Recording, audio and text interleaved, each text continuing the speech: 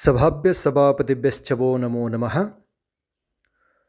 ಪ್ರಥಮದಲ್ಲಿ ಮೂಲ ಆಚಾರ್ಯ ಪರಂಪರೆಯನ್ನು ಎಮ್ಮಯ ಹೃನ್ಮಂದಿರದಲ್ಲಿ ಸ್ಮರಿಸಿಕೊಂಡು ಪಂಚಕೇದಾರೇಶ್ವರರನ್ನು ಪ್ರಾರ್ಥನೆಗೈಯುತ್ತಾ ತಪೋಕ್ಷೇತ್ರ ಕಣ್ವಕುಪ್ಪೆ ಗವಿಮಠದ ಗುರು ಪರಂಪರೆಗೆ ಅನಂತಾನಂತ ದಂಡವತ್ ಪ್ರಣಾಮಗಳನ್ನು ಸಮರ್ಪಣೆ ಮಾಡುತ್ತಾ ವೈಶಾಖ ಮಾಸದ ಸುಸಂದರ್ಭದಲ್ಲಿ ತಪೋಕ್ಷೇತ್ರ ಕಣ್ವಕುಪ್ಪೆ ಗವಿಮಠದಲ್ಲಿ ಸಾಗಿಕೊಂಡು ಬಂದಂಥ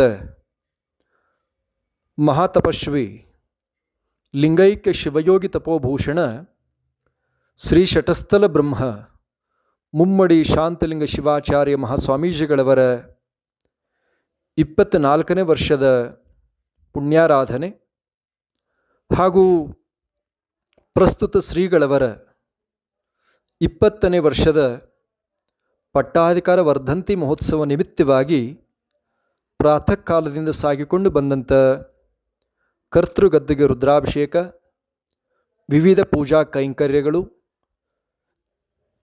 ಜಂಗಮ ಗಣಾರಾಧನೆ ಹಾಗೂ ಸಾಂಕೇತಿಕ ಸಭಾ ಕಾರ್ಯಕ್ರಮ ಬಹಳ ಸುಂದರ ಹಾಗೂ ಅರ್ಥಪೂರ್ಣವಾಗಿ ಸಾಗಿಕೊಂಡು ಬಂದಿದೆ. ಈ ಎಲ್ಲ ವಿಶೇಷವಾಗಿರ್ತಕ್ಕಂಥ ಕಾರ್ಯಕ್ರಮವನ್ನು ಬಹಳ ಸುಂದರವಾಗಿ ಆಯೋಜನೆ ಮಾಡಿರುವಂಥ ಶ್ರೀಮಠದ ಹಿತೈಷಿ ಶಿಷ್ಯ ಬಳಗವೇ, ವೀರಮಹೇಶ್ವರರೇ, ಸದ್ಭಕ್ತ ಬಂಧುಗಳೇ, ಮಾತೆಯರೇ ಮತ್ತು ಮಕ್ಕಳೇ.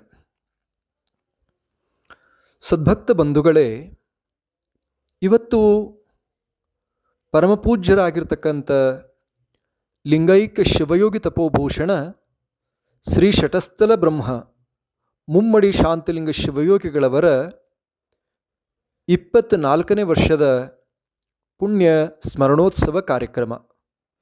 ಪ್ರಾಯಶಃ ಪರಮಪೂಜ್ಯರು ಶ್ರೀಮಠಕ್ಕೆ ದಯಮಾಡಿಸಿ ಅನೇಕ ಸಂಕಷ್ಟಗಳನ್ನು ಅನುಭವಿಸಿ ಏನು ಇಲ್ಲದೇ ಇರುವಂಥ ಮಠವನ್ನು ಈ ಹಂತಕ್ಕೆ ತಂದು ತಪಶಕ್ತಿಯನ್ನು ದಾರಿ ಎರೆದಂಥ ಮಹಾ ಅನುಷ್ಠಾನ ಮೂರ್ತಿಗಳು, ಪೂಜ್ಯ ಗುರುಗಳಾಗಿದ್ದಾರೆ.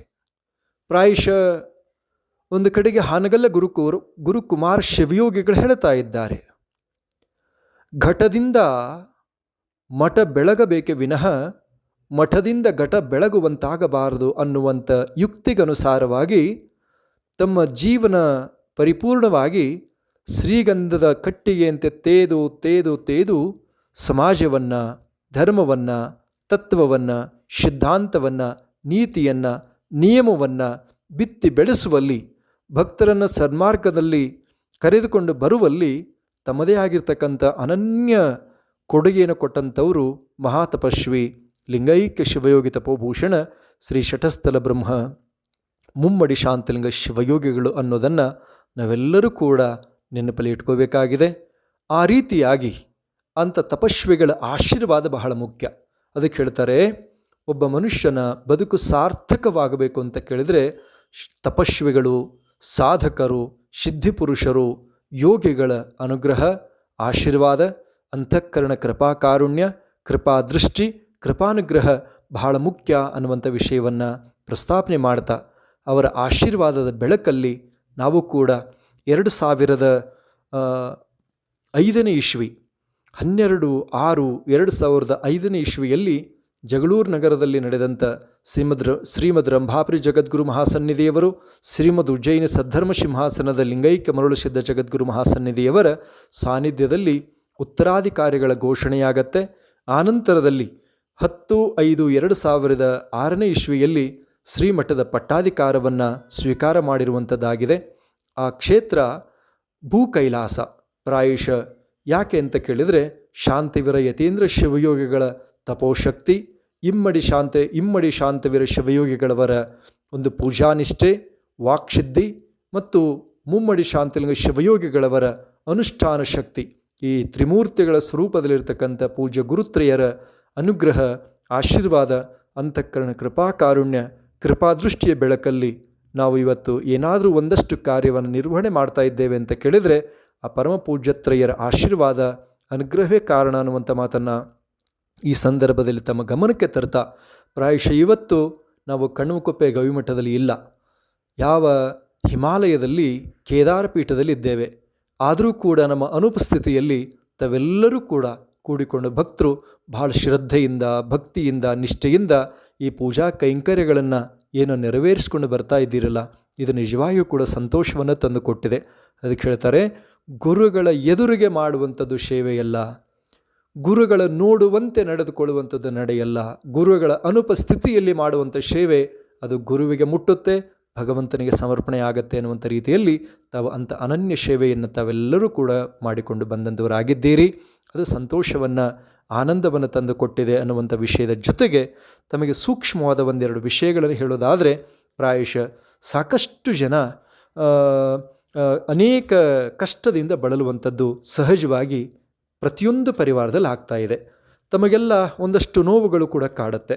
ನಾವು ಎಷ್ಟು ಕೂಡ ಹೇಗೆ ಮಾಡಿದರೂ ಕೂಡ ನಮಗಷ್ಟೊಂದು ಸುಖ, ಶಾಂತಿ, ನೆಮ್ಮದಿ ಇಲ್ಲ ಅನ್ನುವಂಥದ್ದು ತುಂಬ ಜನರಿಗೆ ನೋವನ್ನು ಕೊಡುವಂಥದ್ದು. ಅದಕ್ಕೆ ಕೆಲವಷ್ಟು ಬದುಕುವ ಗೆಲುವಿನ ಗುಟ್ಟಿನ ಬಗ್ಗೆ ಒಂದೆರಡು ಮಾತುಗಳನ್ನು ತಮ್ಮ ಗಮನಕ್ಕೆ ತರ್ತೇವೆ. ನಮಗೆ ಆದರ್ಶ ಅಂದ್ರೆ ಪಂಚಪಾಂಡವರು ಆದರ್ಶ ಪ್ರಿಯರಾಗಿ ಕಾಣ್ತಾರೆ. ಈ ನಿಟ್ಟಿನಲ್ಲಿ ಸಹದೇವ ಒಂದು ಸಾರಿ ಪಂಚಪಾಂಡವರು ಯಾವ ಕೃಷ್ಣ ಪರಮಾತ್ಮ ಅನೇಕ ಮಹಾತ್ಮರು ಕೂಡಿಕೊಂಡು ಒಂದು ಚಿಂತನೆ ಮಾಡ್ತಾರೆ. ನಾವು ಕುರುಕ್ಷೇತ್ರ ಮಹಾಯುದ್ಧವನ್ನು, ಕೌರವರ ಜೊತೆ ಯುದ್ಧವನ್ನು ಮಾಡೋದು ಅಥವಾ ಬಿಡುವುದೋ, ಇದು ಅನೇಕ ರೀತಿಯ ಚರ್ಚೆ ನಡೆಯುತ್ತೆ. ಆ ಸಂದರ್ಭದಲ್ಲಿ ಅನೇಕರು ಅನೇಕ ವಿಚಾರಗಳನ್ನು ಹಂಚಿಕೊಳ್ತಾರೆ. ಅದು ಸಹದೇವ ಹೇಳ್ತಾನೆ, ನೇರವಾಗಿ ಹೇಳ್ತಾನೆ, ಯುದ್ಧವನ್ನು ಮಾಡುವಂಥ ಅನಿವಾರ್ಯತೆ ಇದೆ, ಯುದ್ಧವನ್ನು ಮಾಡಲೇಬೇಕು. ಮುಂದೆ ಹೇಳ್ತಾನೆ, ನಾವು ಯುದ್ಧವನ್ನು ಮಾಡುವಂಥದ್ದು ಯಾವ ಭೂಮಿಗಾಗಿ ಅಲ್ಲ, ಸಂಪತ್ತಿಗಾಗಿ ಅಲ್ಲ, ಸಿಂಹಾಸನಕ್ಕಾಗಿ ಅಲ್ಲ. ಅಲ್ಲಿ ಆದಂಥದ್ದು ಸ್ತ್ರೀಗೆ ಮಾಡಿದ ಅಪಮಾನ, ನಮ್ಮ ಸನಾತನ ಪರಂಪರೆಗೆ ಮಾಡಿರ್ತಕ್ಕಂಥ ದ್ರೋಹ, ಈ ತಪ್ಪಿಗಾಗಿ ನಾವು ಯುದ್ಧವನ್ನು ಮಾಡುವಂಥ ಅನಿವಾರ್ಯತೆ ಇದೆ, ಮಾಡಲೇಬೇಕು ಅನ್ನುವಂಥ ಸ್ಪಷ್ಟತೆ. ಹಾಗೆ ಪ್ರತಿಯೊಬ್ಬರೂ ಕೂಡ ತಮ್ಮ ಬದುಕಲ್ಲಿ ಯಾವುದೇ ಕಾರ್ಯವನ್ನು ಮಾಡುವಾಗ ಸ್ಪಷ್ಟತೆ ಬೇಕು. ಸ್ಪಷ್ಟತೆ ಇದ್ದಾಗ ಮಾತ್ರ ಆ ಕಾರ್ಯ ಪರಿಪೂರ್ಣಗೊಳ್ಳುತ್ತೆ ಅನ್ನುವಂಥ ಮಾತನ್ನು ಈ ಸಂದರ್ಭದಲ್ಲಿ ತಿಳಿಸಿ, ಅದರ ಜೊತೆಯಲ್ಲಿ ಇನ್ನು ಎರಡನೇ ವಿಷಯ ಬರ್ತದೆ. ಏನು ಅಂತ ಕೇಳಿದರೆ,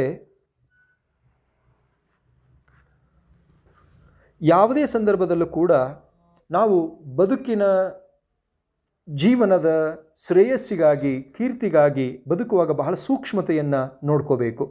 ನಕುಲ, ಪಂಚಪಾಂಡವರಲ್ಲಿ ಅತ್ಯಂತ ಸುರಸುಂದರನಾಗಿರ್ತಕ್ಕಂಥವನು ನಕುಲ. ಆದರೂ ಕೂಡ ವಾಸ್ತವ ಸ್ಥಿತಿಯನ್ನು ತಿಳಿಲಿಕ್ಕೆ, ವ್ಯವಸ್ಥೆಯನ್ನು, ಸ್ಥಿತಿಯನ್ನು, ಗತಿಯನ್ನು, ಸಂದರ್ಭವನ್ನು ತಿಳಿಯುವಂಥ ಪ್ರಸಂಗ ಬಂದಾಗ ಅವನ ಮುಖಕ್ಕೆ ಮಸಿಯನ್ನು ಬಡ್ಕೊಂಡು ಓಡಾಡ್ತಾನೆ. ವನವಾಸ, ಅಜ್ಞಾತವಾಸದಲ್ಲಿ ಸತ್ಯ ಶೋಧನೆಗಾಗಿ, ಸತ್ಯದ ತಿಳುವಳಿಕೆಗಾಗಿ, ಸತ್ಯವನ್ನು ಅರಿಯಲಿಕ್ಕಾಗಿ ತನ್ನ ಮುಖಕ್ಕೆ ಮಸಿಯನ್ನು ಬಳಿದುಕೊಂಡು ಕಾರ್ಯನಿರ್ವಹಣೆ ಮಾಡಿರ್ತಕ್ಕಂಥ ಕೀರ್ತಿ ಯಾವ ನಕುಲನಿಗಿದೆ ಅಂತಕ್ಕಂಥದ್ದು. ಹಾಗೆ ಯಾವುದೇ ಸಂದರ್ಭದಲ್ಲೂ ಕೂಡ ಯಾರಾದರೂ ಹೇಳಿದರೂ ಅಂದ ತಕ್ಷಣ ನೀವು ನಂಬುವಂತಿಲ್ಲ. ನಿಮ್ಮನ್ನು ಭಾಳ ಹೊಗಳುತ್ತಾರೆ ಅಂದ ತಕ್ಷಣ ನಮ್ಮವರು ಅಂತ ಅಂದ್ಕೊಳ್ಳೋದಿಲ್ಲ. ನಮ್ಮನ್ನು ಯಾರಾದರೂ ಅಕಸ್ಮಾತ್ ನೇರವಾಗಿ ಬೈದು ತಪ್ಪನ್ನು ಖಂಡನೆ ಮಾಡ್ತಾರೆ ಅಂತ ಕೇಳಿದರೆ ನಾವು ಶತ್ರುಗಳು ಅಂತ ಅಂದ್ಕೊಳ್ಳೋ ಹಾಗಿಲ್ಲ. ಯಾವುದೇ ಸಂದರ್ಭದಲ್ಲೂ ಕೂಡ ಸತ್ಯ ಶೋಧನೆಗಾಗಿ, ಸತ್ಯದ ಮಾಹಿತಿಯನ್ನು ತಿಳಿಲಿಕ್ಕಾಗಿ ನೀವು ಮುಂದೆ ಆಗಬೇಕಾಗತ್ತೆ. ಹಾಗಿದ್ದಾಗ ಮಾತ್ರ ಸತ್ಯದ ಅರಿವು ತಿಳಿಯುತ್ತೆ. ಅದಕ್ಕೆ ನಕುಲನ ಒಂದು ಮಾರ್ಗವೇ ಬಹಳ ಉತ್ತಮವಾಗಿದೆ ಅಂತಕ್ಕಂಥ ಮಾತನ್ನು ಈ ಸಂದರ್ಭದಲ್ಲಿ ನಮ್ಮ ಗಮನಕ್ಕೆ ತರಲಿಕ್ಕೆ ಬಯಸ್ತಾ ಇದ್ದೇವೆ. ಅದರ ಜೊತೆಯಲ್ಲಿ ಭೀಮ, ಅತ್ಯಂತ ಬಲಶಾಲಿಯಾಗಿರ್ತಕ್ಕಂಥ ಭೀಮ ಯಾವುದೇ ರಂಗವನ್ನು ಕೂಡ ನಿರ್ವಹಣೆ ಮಾಡಿದ. ವನವಾಸದಲ್ಲಿ, ಅಜ್ಞಾತವಾಸದಲ್ಲಿ, ಅರಗಿನ ಮನೆ ಸುಟ್ಟ ಪ್ರಸಂಗದಲ್ಲಿ ಎಂತೆಂಥ ಕಾರ್ಯವನ್ನು ಮಾಡಿದ. ಅಡುಗೆ ಮಾಡುವಂಥ ಕೆಲಸವನ್ನು ಕೂಡ ಮಾಡಿದ. ಅಂದರೆ ಇದರ ತಾತ್ಪರ್ಯ ಏನು ಅಂತ ಕೇಳಿದರೆ, ಅತ್ಯಂತ ಬಲಶಾಲಿಯಾಗಿರ್ತಕ್ಕಂಥ ಭೀಮ ಯಾವುದೇ ಕಾರ್ಯವನ್ನು ಕೊಟ್ಟರೂ ಬಹಳ ಜವಾಬ್ದಾರಿಯುತವಾಗಿ ಮಾಡಿ ತೋರಿಸಿದಂಥ ಕೀರ್ತಿ ಭೀಮರಾಯನಿಗಿದೆ. ಹಾಗೆ ನೀವು ಸಾಕಷ್ಟು ಜನ ಏನು ಅಂತ ಕೇಳಿದರೆ ಪ್ರಸಂಗಾನುಸಾರ ಕಾರ್ಯವನ್ನು ನಿರ್ವಹಣೆ ಮಾಡಬೇಕಾಗತ್ತೆ. ಮನೆಯಲ್ಲಾಗಲಿ, ಮಠದಲ್ಲಾಗಲಿ, ಪುಣ್ಯಕ್ಷೇತ್ರದಲ್ಲಾಗಲಿ, ಹೊರಗಾಗಲಿ, ಎಲ್ಲಿ ಇದ್ದರೂ ಕೂಡ ನಿಮ್ಮ ಕಾರ್ಯವನ್ನು ಜವಾಬ್ದಾರಿಯುತವಾಗಿ ಮಾಡಬೇಕು. ಸಣ್ಣ ಕೆಲಸ ಇರಲಿ, ದೊಡ್ಡ ಕೆಲಸ ಇರಲಿ, ಅದನ್ನು ಬಹಳ ಶ್ರದ್ಧೆಯಿಂದ, ನಿಷ್ಠೆಯಿಂದ ಸಂಸ್ಕಾರಯುಕ್ತವಾಗಿ ಆ ಕಾರ್ಯವನ್ನು ಪರಿಪೂರ್ಣಗೊಳಿಸುವಲ್ಲಿ ನೀವು ಜವಾಬ್ದಾರಿಯುತವಾಗಿ ನಡ್ಕೊಂಡಾಗ ಮಾತ್ರ ಆ ಕಾರ್ಯದ ಮಹತ್ವ ಹೆಚ್ಚಾಗತ್ತೆ. ಅದಕ್ಕೆ ತಕ್ಕ ಫಲವನ್ನು ಭಗವಂತ ಕೊಡುವಂಥವನಾಗ್ತಾನೆ ಅಂತಕ್ಕಂಥ ಮಾತನ್ನು ತಿಳಿಸಿ, ಅದರ ಜೊತೆಗೆ ಅರ್ಜುನ ಅವನು ಸ್ಥಿರತೆ ಬಹಳ ಮುಖ್ಯ. ಒಬ್ಬ ಮನುಷ್ಯನಿಗೆ ಯಾವುದಾದ್ರೂ ಒಂದು ನಿರ್ಣಯವನ್ನು ತಗೊಳ್ಳುವಾಗ ಬದ್ಧತೆ ಅಂತ ಕರೀತಾರೆ, ಸ್ಥಿರತೆ ಅಂತ ಕರೀತಾರೆ, ಏಕಾಗ್ರತೆ ಅಂತ ಕರೀತಾರೆ. ಅದು ಬಹಳ ಮುಖ್ಯ. ಯಾಕೆ ಅಂತ ಕೇಳಿದರೆ, ಅವನು ಧನುರ್ವಿದ್ಯೆಯನ್ನು ಕಲಿಯುವಾಗ ಗುರುಗಳು ದ್ರೋಣಾಚಾರ್ಯರು ಎಲ್ಲ ಶಿಷ್ಯರನ್ನು ಕೇಳ್ತಾರೆ. ಗಿಡವನ್ನು ತೋರಿಸಿ ಏನು ಕಾಣುತ್ತೆ ಅಂತ ಕೇಳಿದ್ರೆ ಎಲ್ಲರೂ ಹೇಳಿದರು. ಒಬ್ಬರು ಹೇಳಿದರು ಗಿಡ ಕಾಣುತ್ತೆ, ಒಬ್ಬರು ರೆಂಬೆ ಕಾಣುತ್ತೆ, ಒಬ್ಬರು ಕೊಂಬೆ ಕಾಣುತ್ತೆ, ಒಬ್ಬರು ಹೇಳಿದರು ಎಲೆ ಕಾಣ್ತವೆ, ಗಿಳಿ ಕಾಣುತ್ತೆ, ಏನೆಲ್ಲ ಹೇಳ್ತಾ ಬಂದರು. ಆದರೆ ಅವರು ಹೇಳಿದ್ದೇನು ಅಂತ ಕೇಳಿದರೆ, ಆ ಗಿಳಿಯ ಕಣ್ಣಿಗೆ ಗುರಿ ಇಟ್ಟು ಬಾಣವನ್ನು ಹೊಡಿಬೇಕು ಅಂತ, ಬಾಣ ಪ್ರಯೋಗವನ್ನು ಮಾಡಬೇಕು ಅಂತ ಹೇಳಿರ್ತಾರೆ. ಎಲ್ಲರೂ ಒಂದೊಂದು ರೀತಿ ಹೇಳಿದರು. ಆದರೆ ಅರ್ಜುನನಿಗೆ ಏನು ಕಾಣುತ್ತಪ್ಪ ಅಂತ ಹೇಳಿದ್ರು. ಅವನು ಹೇಳಿದ, ಏನೂ ಹೇಳಲಿಲ್ಲ, ನನಗೆ ಗಿಡ ಕಾಣ್ತಾ ಇಲ್ಲ, ಮರ ಕಾಣ್ತಾ ಇಲ್ಲ, ಎಲೆಗಳು ಕಾಣ್ತಾ ಇಲ್ಲ, ಗಿಳಿನೂ ಕಾಣ್ತಾ ಇಲ್ಲ, ನೇರವಾಗಿ ಆ ಗಿಳಿಯ ಕಣ್ಣು ಮಾತ್ರ ಕಾಣ್ತಾ ಇದೆ ಅಂತ ಹೇಳಿದ. ನಿರ್ದಿಷ್ಟವಾಗಿ ಗುರಿಯನ್ನಿಟ್ಟು ಆ ಕಣ್ಣಿಗೆ ಹೊಡೆದು ಶ್ರೇಷ್ಠ ಧನುರ್ಧರನಾದ ಅಂತಕ್ಕಂಥ ಇತಿಹಾಸ ಇದೆ. ಹಾಗೆಯೇ ಸದ್ಭಕ್ತ ಬಂಧುಗಳೇ, ತಾವೆಲ್ಲರೂ ಕೂಡ ದೃಢತೆ ಬಹಳ ಮುಖ್ಯ.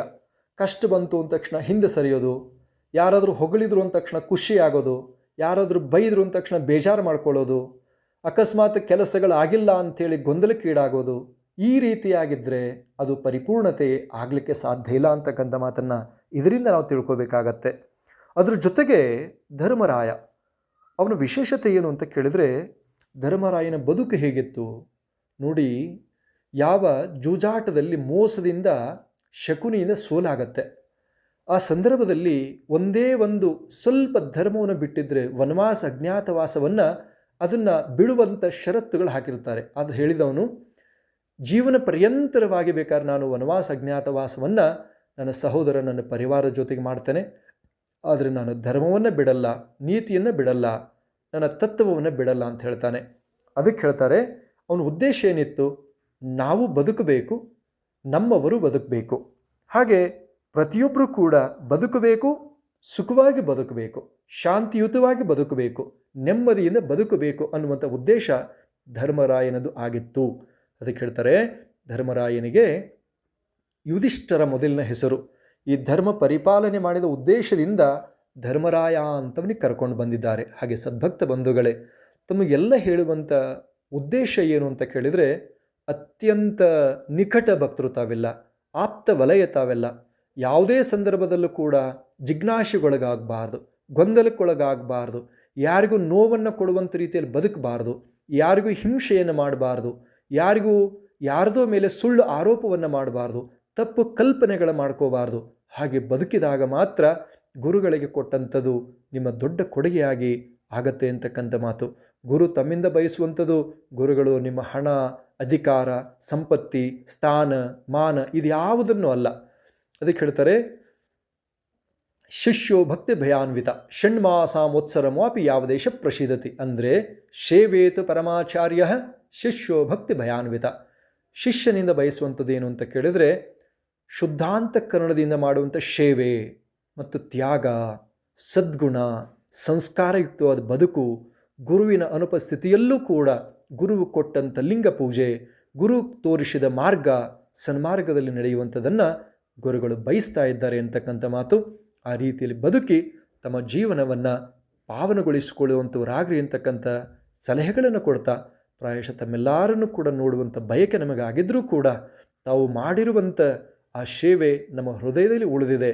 ಹಾಗಾಗಿ ಅಂಥ ಸೇವೆಯನ್ನು ಮಾಡಿರ್ತಕ್ಕಂಥ ತಮ್ಮೆಲ್ಲರಿಗೂ ಕೂಡ ಶ್ರೀಮಠದ ಎಲ್ಲ ಸದ್ಭಕ್ತರ ಮೇಲೆ ಗುರುನಾಥನ ಕರುಣೆ ಇರಲಿ, ಕ್ಷೇತ್ರನಾಥನ ಆಶೀರ್ವಾದ ಇರಲಿ.